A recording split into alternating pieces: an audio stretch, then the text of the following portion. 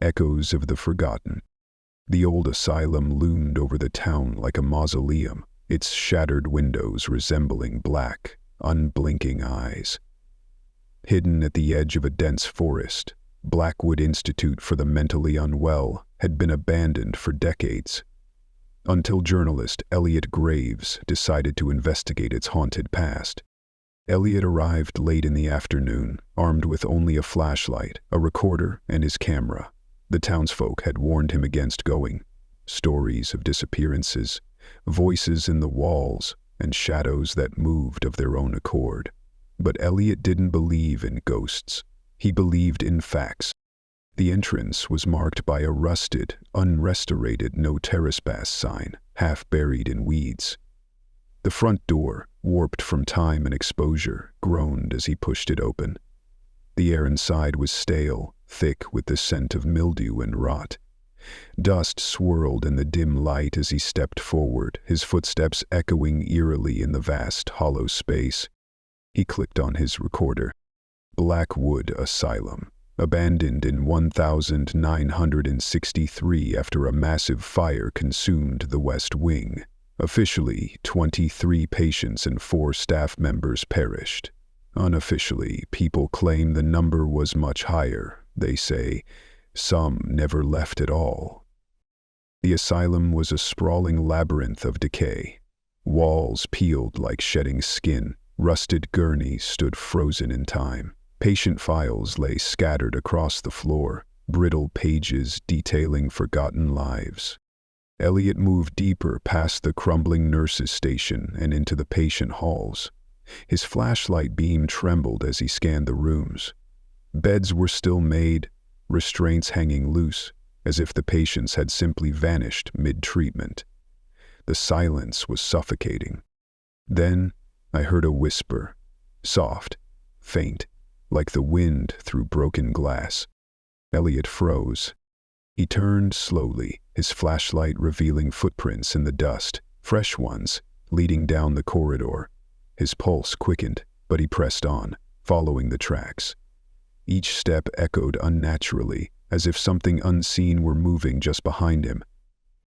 At the end of the hallway, he found a door with a tarnished brass plaque that read, Dr. W. Henshaw, Private Quarters. Elliot hesitated before turning the knob. The door swung inward, revealing a room untouched by time. Unlike the rest of the asylum, this space was immaculate. The wooden desk was still neatly arranged with yellowed patient logs, a shelf lined with leather-bound journals, and a single chair placed precisely in the center. His gaze fell on an open patient log. The last entry sent a shiver down his spine. It read, Patient, 27. Name, unknown.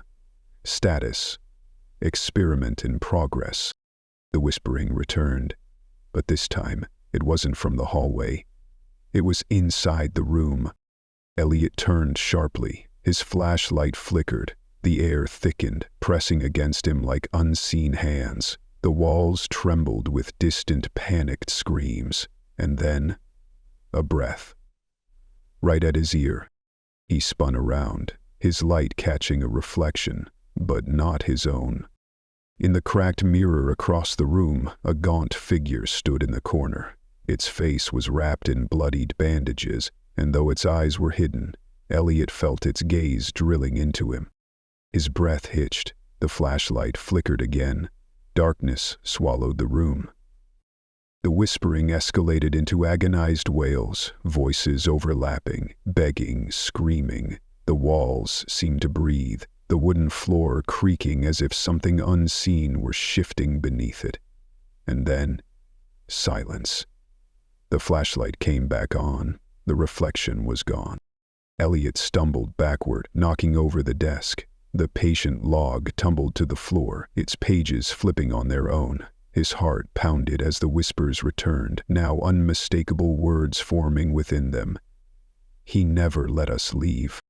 Panic clawed at Elliot's throat. He grabbed the patient log and scanned the pages, his hands shaking.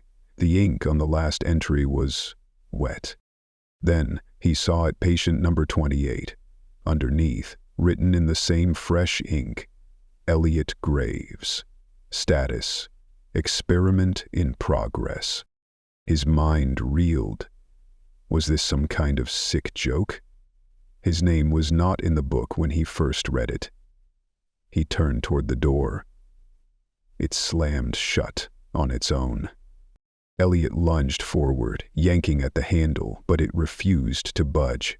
The whispering turned into laughter, deep, guttural chuckles reverberating from the walls themselves.